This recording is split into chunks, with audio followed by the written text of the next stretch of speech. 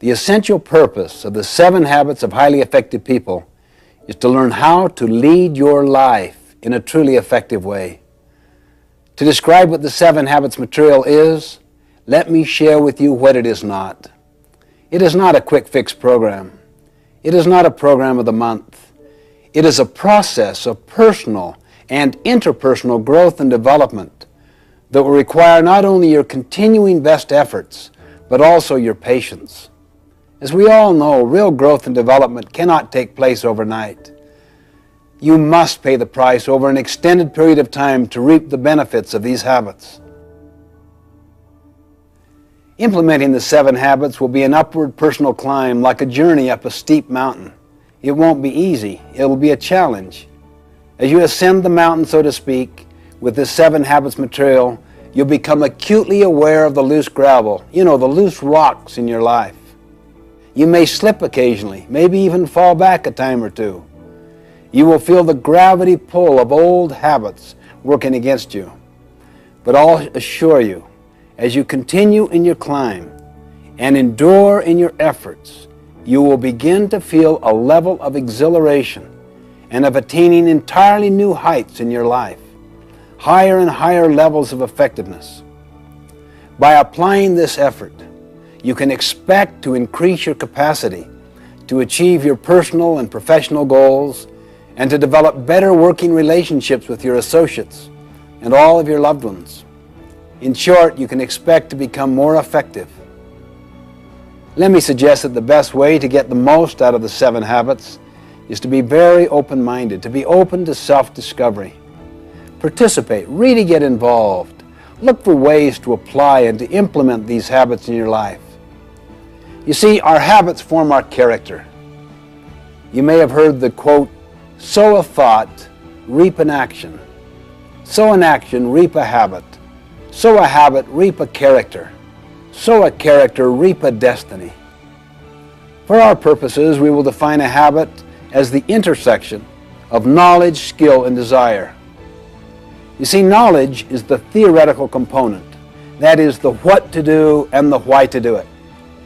Skill is the practical side of how to do it. And desire is the motivation side, the want to do it.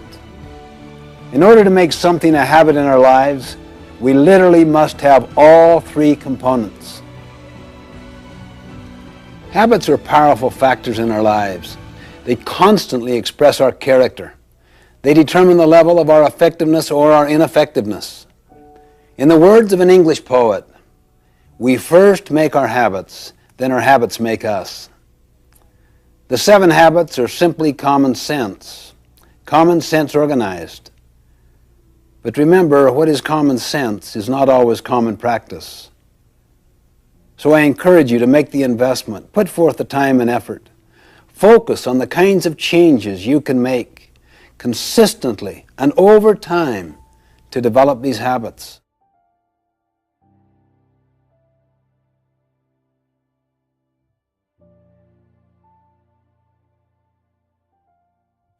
I wanted to study the success idea in America and how it evolved. So I got into the popular success literature going back for 200 years. This included many, many books, magazine articles, annotated bibliographies, summaries, reviews. I literally tapped into thousands and thousands of sources, either directly or indirectly. As I worked, I started to sense a pattern. As soon as I sensed this pattern, I looked for evidence of it, and the evidence was everywhere. The basic finding was this. For the first 150 years, almost the entire focus of the literature was on character, on principles, on what we might call the character ethic. Attributes such as integrity, fidelity, courage, compassion, contribution, responsibility, justice. These findings became the basis for writing the 7 Habits of Highly Effective People. And then, because of many, many societal forces, the emphasis gradually shifted in the early 1900s, particularly in the 20s and the 30s, away from the character ethic to what we might call the personality ethic, which focused more on techniques than on principles. You are probably familiar with many books that illustrate the literature of the personality ethic. They basically deal with how to take care of yourself, how to look good, how to dress in particular ways, how to create the right image. In other words, the personality ethic focuses on how to appear to be rather than on how to actually be. Many of these techniques have real merit. However, if they don't have their roots in the character ethic, if they don't have their roots in principles, they won't have the power to create enduring effectiveness. For example, what if people learn techniques of influencing others, but they're fundamentally duplicitous or deceitful in their character? What if they really wanted to use people to build their own economic success? They might develop smoothness in their relationships so that they can have their own personal ends achieved, money, fame, glory, whatever. They really couldn't care less about contribution or service, purpose, adding value, helping others. How much trust would you have in them? How willing would you be to follow them or to rely upon them when things get tough? You know, one time I had a student come to me and say, "How am I doing in your class?" I looked him in the eye and said, "You really know how you're doing, don't you? A lot better than I do. How are you doing?" And he kind of looked down squeamishly. "Well, not too good, I guess. I just had kind of a rough time lately, and maybe I haven't applied myself as much as I should have." You really came to find out how well you'd psyched me out, how well you'd psyched out the system, isn't that right? When in fact, you kind of know in your heart how you're doing. "Well, how am I doing?" he said. "How are you doing?" Let's focus on what's really happening, not on what's appearing to happen. You see, this whole personality ethic with its technique focus is like the tip of an iceberg. The tip, or that part which is seen on the surface by others. It's above the water. The character ethic is like the great mass of the iceberg under the water. People often do no work in the foundation where the great mass is, where the greatest long-term impact is. Too many people give all their energy and focus to the tip of the iceberg, that is, to learning techniques that others can see. You see this even in organizations, not just individuals. You see, programs change, practices change, principles do not change. If we help individuals and organizations to internalize principles, they will know how to adapt the practices to address specific situations. Let me emphasize that techniques have their place. They're very important. I really mean that. I mean, you want good human relations techniques, public relations techniques, communication techniques, management techniques. But when we use techniques to cover our own lack of character, they become manipulative. They undermine trust and confidence. You see, what we really need is the character ethic. And that's essentially what the 7 Habits is about. This material is based on an inside-out approach, meaning we give our first energies to our own character development before we focus on techniques or how to be more effective with others. Gandhi beautifully demonstrated this principle once. A mother came to him and said, "Would you help my child reduce the amount of sugar he is eating?" Gandhi paused, thought, and answered, "Well, talk to me in a week." A week later, the mother asked him again, and he talked to the boy, and the boy agreed. And the mother said, "Why didn't you talk with him last week?" Gandhi smiled and said, "You don't understand. Last week, I too was eating sugar." Unless we work on our character, we will not develop trustworthiness. And trustworthiness is built by the combination of both character and competency. We could have all of the ability in the world, But if we don't have the basic character to be reliable, to take responsibility, others will soon learn to distrust us. They're fearing that we're just trying to meet our own ends, perhaps at their expense. In my opinion, unless we return to the character ethic, we won't have the basic foundation of trustworthiness. That's what leads to trust, which is needed to build effective interpersonal relationships. In the final analysis, what we are communicates far more eloquently than anything we say or do. I love the quote of Henry David Thoreau: "For every 1,000 hacking at the leaves of evil, there is one striking at the root." In other words, let's work primarily on the roots to begin with and build a foundation of trustworthiness. This is one of the key areas of focus in the 7 habits, to build character and competence and to restore trustworthiness and trust in our lives, in the lives of our families, our organizations. Trust and trustworthiness really are the basis of personal and interpersonal leadership. It's the foundation of all true effectiveness.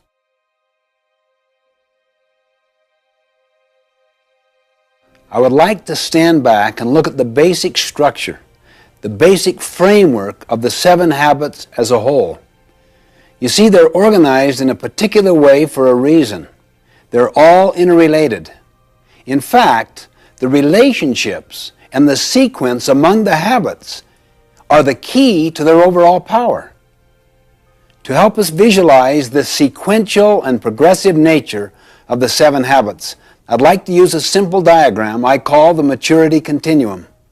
Maturity refers to a process leading to growth and development, and continuum refers to the continuous, incremental nature of growth and progression.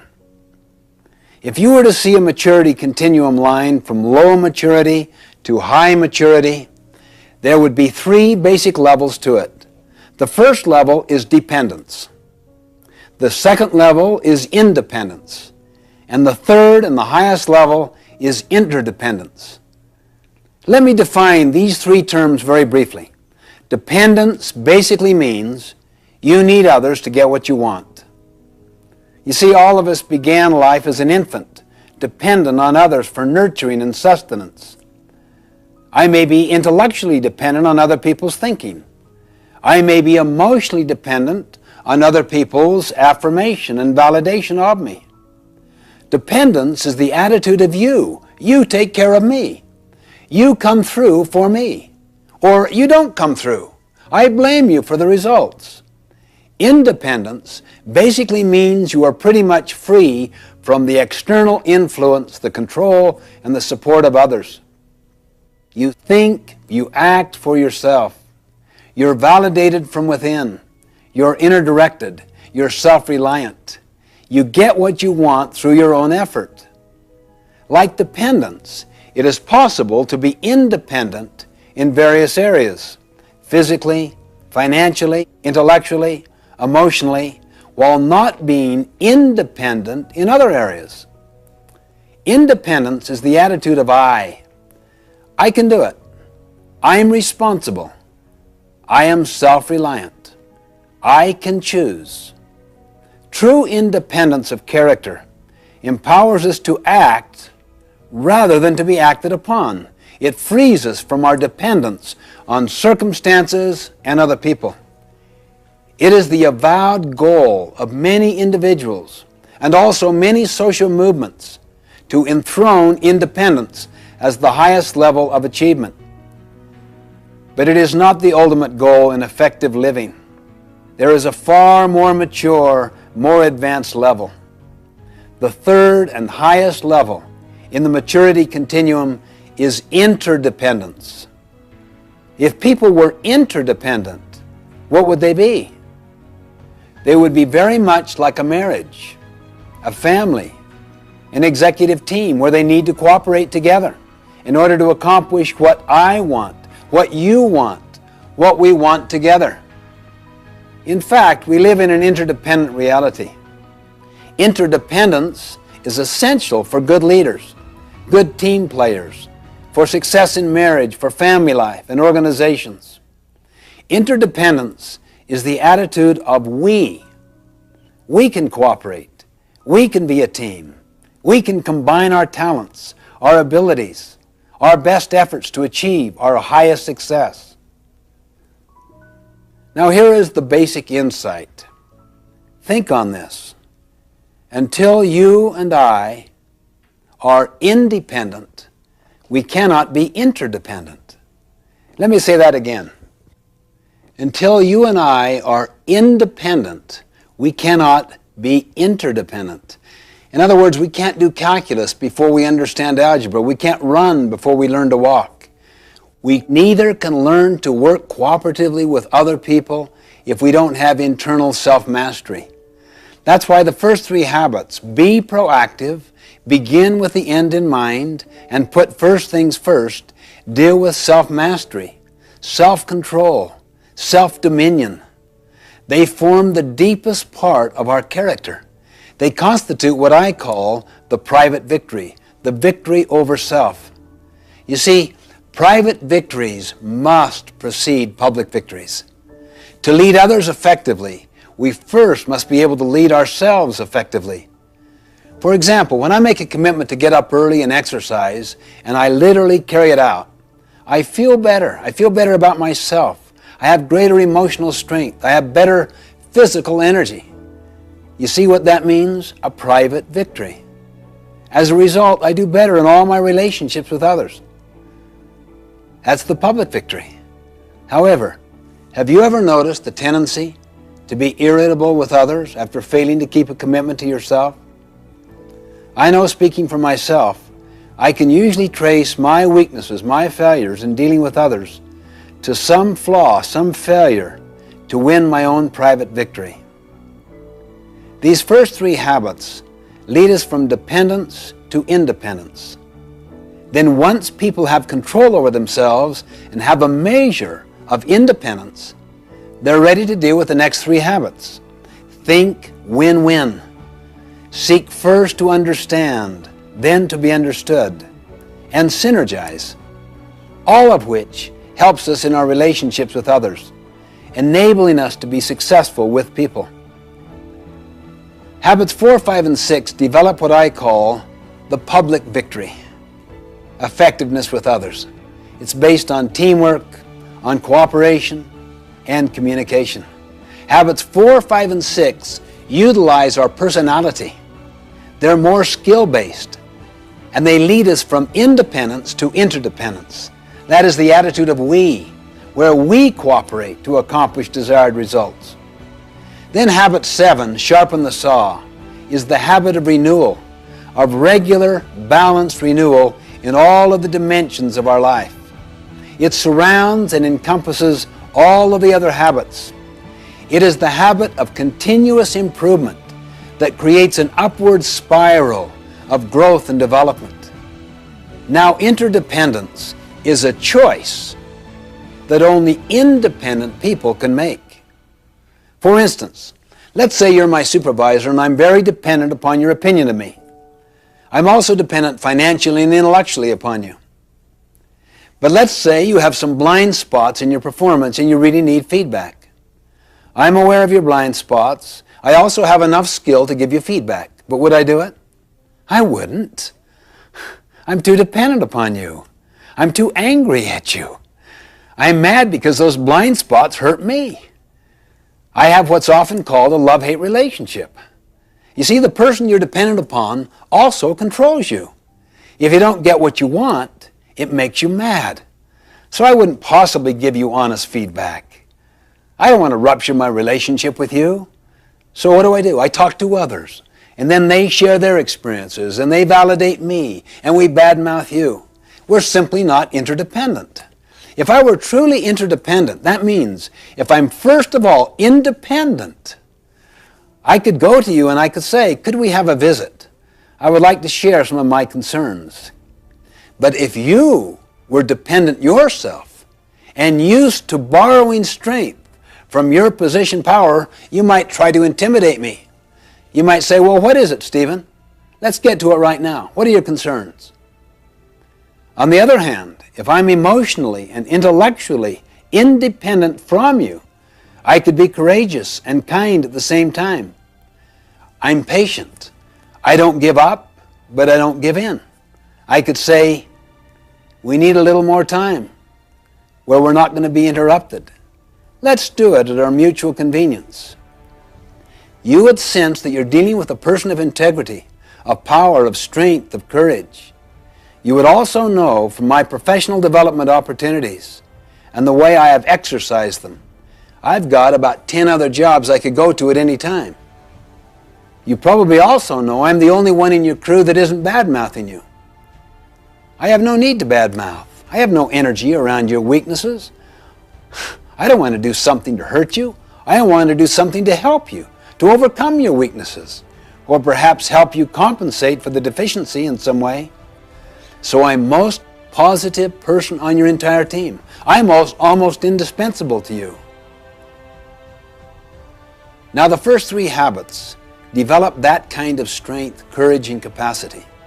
The next 3 habits help me know how to work effectively with you so that my strength does not intimidate you. I can empathize with you. I can read the needs of the situation and figure out the best way to make the presentation so that the 2 of us can cooperate together and solve the problem. You would see me as the best source of problem solving on your entire team. Interdependence is where real freedom is. That's where excitement is. That's where adventure is. Their very best comes to the fore. That's the maturity continuum, the adventure of building powerful, interdependent relationships, interdependent teams.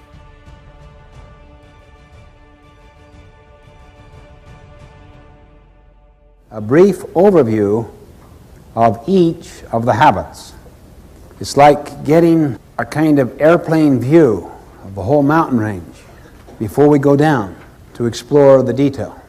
Habit 1, be proactive, basically means that your life is a product of your values, not your feelings. That your life, or the organization's life, is a product of your decisions, not your conditions. The opposite of being proactive is to be reactive, which basically means that your life is a function of your feelings, your moods, your impulses, other people's treatment. The underlying principle of habit 1, be proactive, is to take responsibility. The concept is you and I have the capacity to choose our response. Habit 2, begin with the end in mind, basically means that all things are created twice, and habit 2 is the first creation. Habit 2, begin with the end in mind, means that you get a mental image, a picture of where you want to end up in this meeting, in this relationship, this year, in your life. To a company, it is the vision it has of its future. It is the creation of that vision. Habit 2 is based on the principle of vision, of purpose, of meaning, of mission. Habit 3, to put first things first, is the second creation. To put first things first means you decided what the first things were in habit 2. Now you have the discipline and the commitment to keep them first. The opposite of putting first things first is to put second or third or fourth things first. That's why many people really deeply value their family relationships, their health, their personal integrity. But they get caught up in the powerful social value systems, timetables, and agendas of their culture. Never question it. so that the first creation has already been done for them, done to them in the form of programs, scripts that they never question. Then they get on this ladder of success and they arrive at the top rung, only then to realize the ladder is leaning against the wrong wall. They come to realize that no one on their deathbed ever wished they'd spent more time at the office. As Goethe put it, things which matter most must never be at the mercy of things which matter least. Habit 4, think win-win, is the habit of mutual benefit. The underlying paradigm or principle is abundance. There is plenty out there and to spare.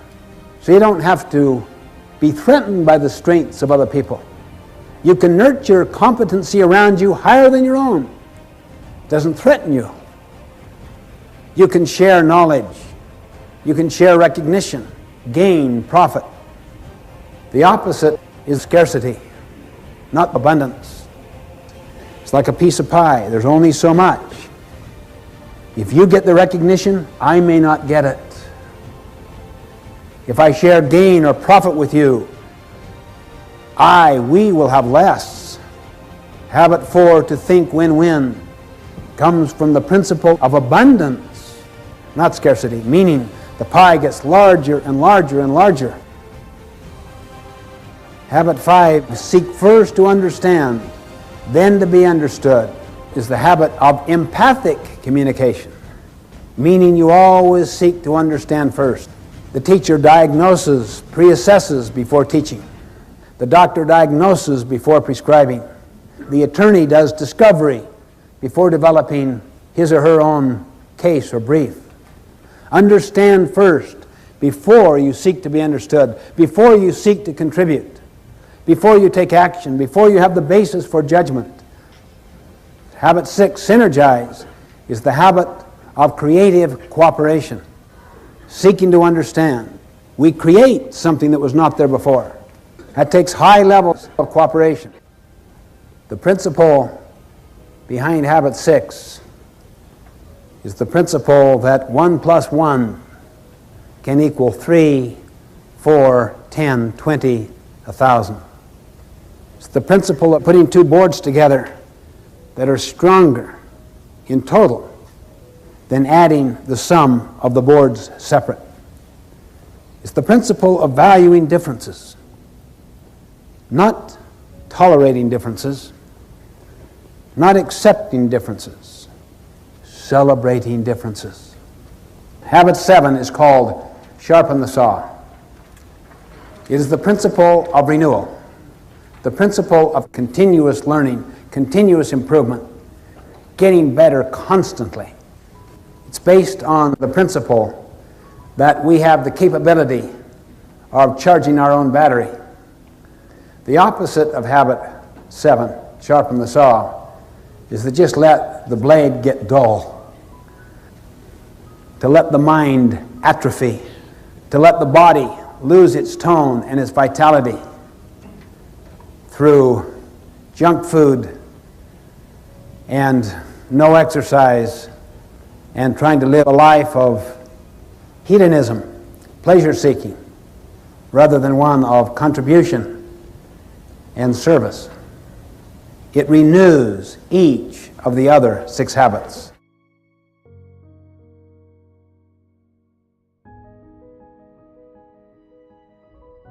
The 3-person process is this. The best way to learn something is to teach it. How many have learned that? How many have learned that when you really teach is when you really learn? In 5 minutes, you will be teaching what I'm teaching you in the next 5 minutes. See yourself now as a teacher. I'm going to briefly describe the 3-person process and the 4 benefits that come from the 3-person process. Now, notice your behavior right now. See, you don't see yourself as a kind of passive learner. You see yourself as an active teacher. You're just preparing to teach. And that significantly increases your learning. That is the first benefit. The first person teaches. The second person first captures, understands, then evaluates to see if it makes sense, thinks about application, and then teaches the third person. Then that person teaches another person. This way you can take material and cascade it through an entire organization. Second benefit. When you teach, you significantly increase the likelihood of application. For instance, if you're teaching people to be better listeners, isn't it probable that you'll try to be a better listener yourself? See, the real most foundational learning comes from doing. Teaching may give you more intellectual understanding, but the internalization of the ideas comes in the application of those ideas. That's even a higher level of learning. Third benefit. When you teach, you significantly improve communication. Notice the three-person process there. Why do you think communication would be significantly improved? Notice the first person teaches, and what does the second person do? First captures or understands before evaluating. What is the number one obstacle in the field of communication? People do not listen. They do not capture accurately. They evaluate while they're listening. But if people are trained to capture accurately, completely, before they judge, you can listen for purpose, main points, how each point is proven or validated, how each point is illustrated or applied, and value. The fourth benefit. When these things happen I'm talking about, it is very bonding to the relationship. The relationship gets steeper and stronger. Why? There's so much authenticity. There's so much sincerity. There is so much empathy and creativity being manifested in the communication processes. When you do this with your children, you will learn better. The next time you send somebody to a convention, to some training activity, to some association meeting, before they go, what do you say to them? When you return, you will have the privilege of distilling the essence of what you learned to the assembled staff for half an hour. You'll find they'll attend the meeting sober. They'll take notes. From the moment you give that assignment, they will be in Sweat City. Seriously, they'll go to work. All 8 cylinders will go to work. It's the single most powerful thing I have ever learned in the field of education. Use the three-person process and you will double, quadruple the impact. And you will see those 4 benefits happen. It's the essence of the process that we use, the three-person process.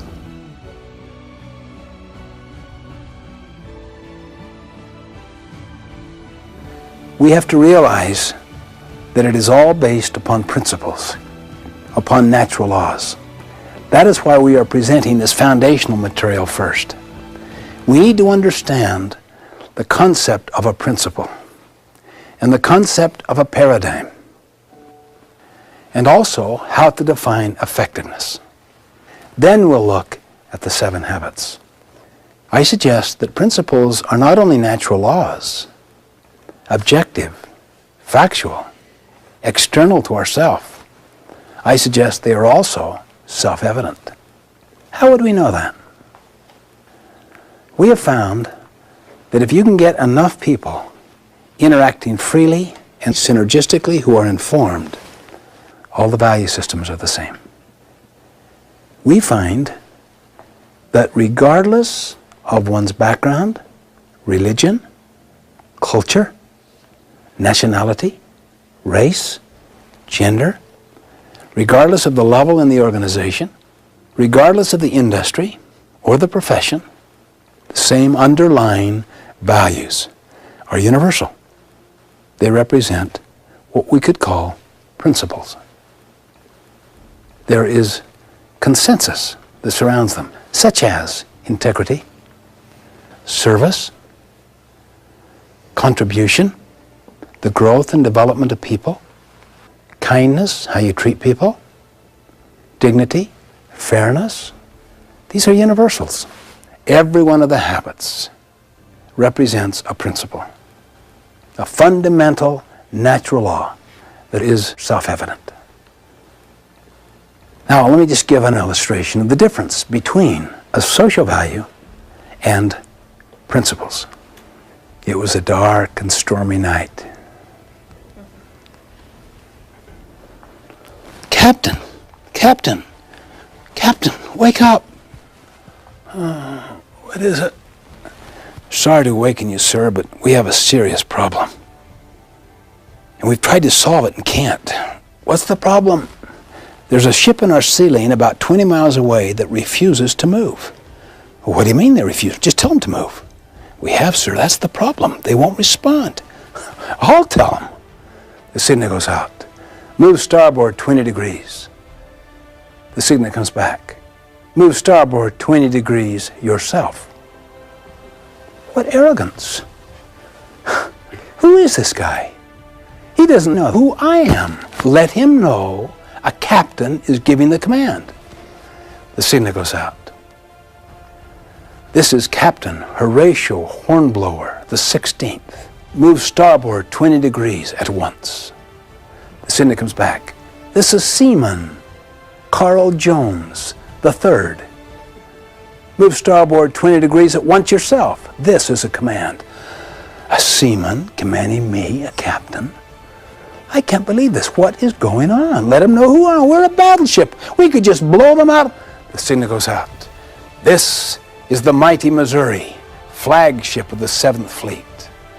Signal returns. This is the lighthouse. You see, lighthouses are like principles. We don't break them. We break ourselves against them. This is why humility is the mother of all other virtues. Openness, teachability, humility, awareness of external realities. If you can cultivate that and apply it with other people, you'll change the whole nature of the culture. It'll become a principle-centered culture, not one driven by social values. I had a friend of mine who said, our company is value-driven. I said, every company is value-driven.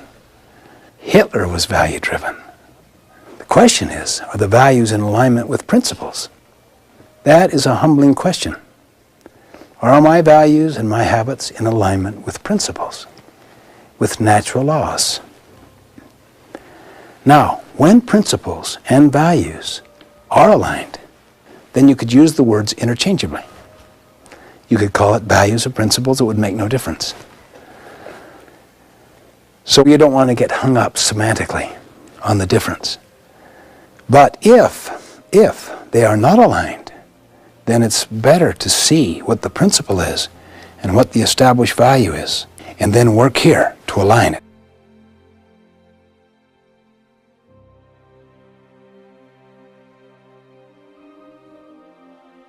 The law of gravity.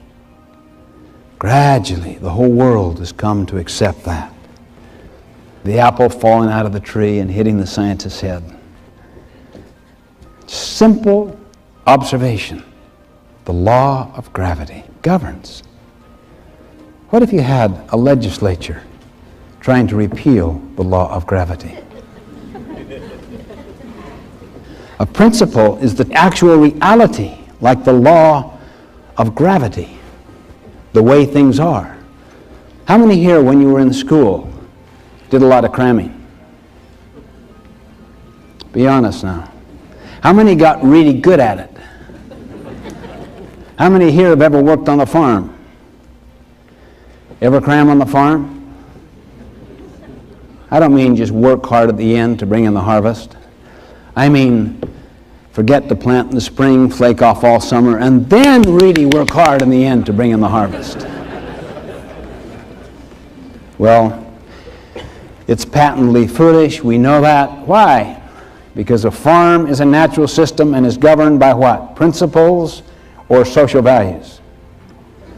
Principles. What about the development of our mind? What would you say? Social values or principles? The development of the mind, not the getting of a degree. You can't fake it. The development of the mind is based on principles, the law of the harvest, not on social values, however popular. What about the body? What would you say? Social values or principles? Our health, physical, mental, spiritual, emotional, is governed by the law of the harvest, by principles, not by social values.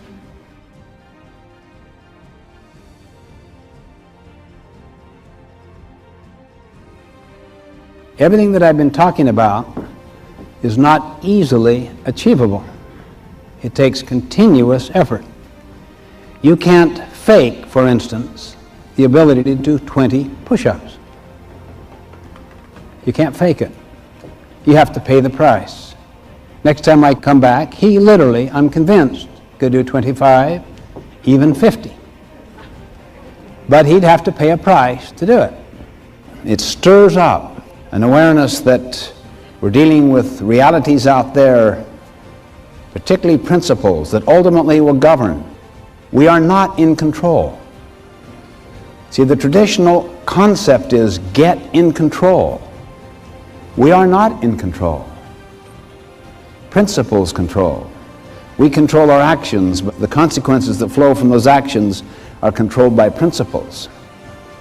As Abraham Lincoln once put it, people will pass away, but principles never will. They endure. This is why we believe so much in the Eastern statement. Give a man a fish, you feed him for the day. Teach him how to fish, you feed him for a lifetime. See, even though you may teach someone a practice, always try to teach the principle which underlies it, because the situation may change and the practice no longer applies. The principle will be constant. Principles are universal natural laws, self-evident, self-validating. They govern. Ultimately, values don't govern. Principles ultimately govern.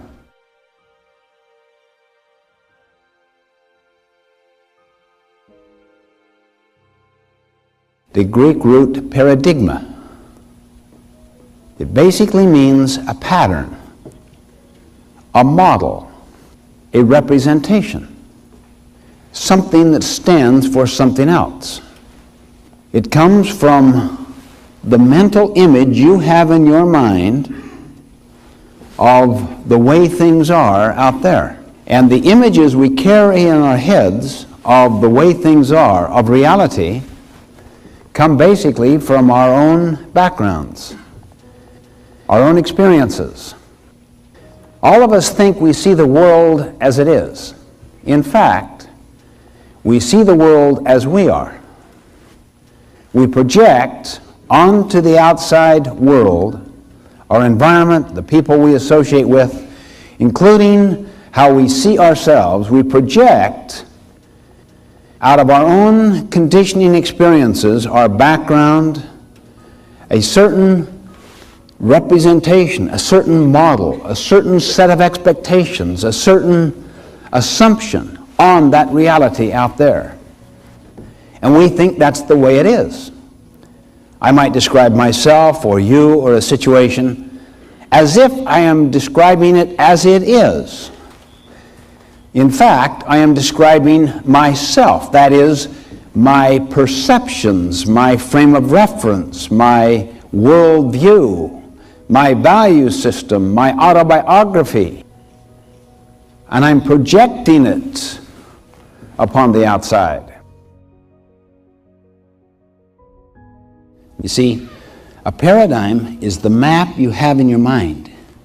Once you have an accurate map, then your behavior and your attitude matter. See, what we call maps are usually assumptions of the way things are. Assumptions of the way things are represent just, that's what reality is. You don't question that. I remember I was giving a speech a little while back, and there was someone on the front row just constantly talking to another person. And my mother was 2 rows behind, and she was so upset that here her precious son was being so ignored, so blatantly, so openly, constantly, and would not end. From the very moment I began to the end of my speech, just constant talking. And it just totally discombobulated her own listening, and she felt like taking her purse and reaching 2 rows ahead. Anyway, she went up afterwards to the person that was running the conference, and did you see that? Did you see what was happening? Can you believe that right there on the front row that... Yeah, I know. She's Korean. That's her translator.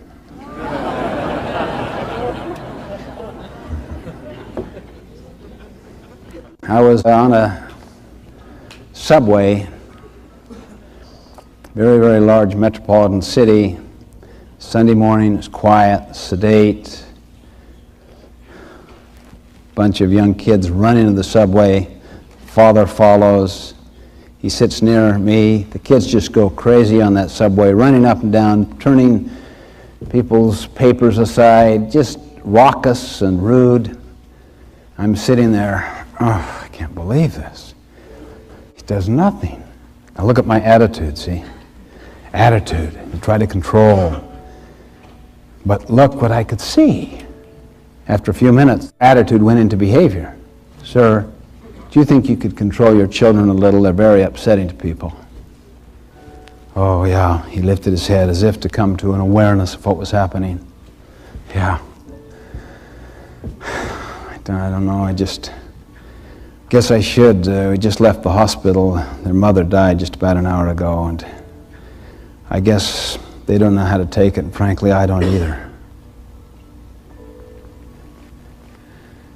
Imagine the paradigm shift that took place there. Imagine now what the attitude and the behavior would be based upon that paradigm. Can you see why paradigms are deeper than attitude or behavior? And you know, even though we're talking here in personal and interpersonal ways, the same thing takes place throughout our whole society. Thomas Kuhn, in his brilliant book, The Structure of Scientific Revolutions, points out so powerfully and consistently all of the significant breakthroughs were breakwiths, old ways of thinking. Einstein, who rewrote physics, he made this brilliant statement: these significant problems we face cannot be solved at the same level of thinking we were at when we created them. You see, it causes us to be reflective and introspective, to explore our own paradigms. Most people focus upon behavior and upon attitude. And both of those are, of course, very important. But far more fundamental than either behavior or attitude is a paradigm.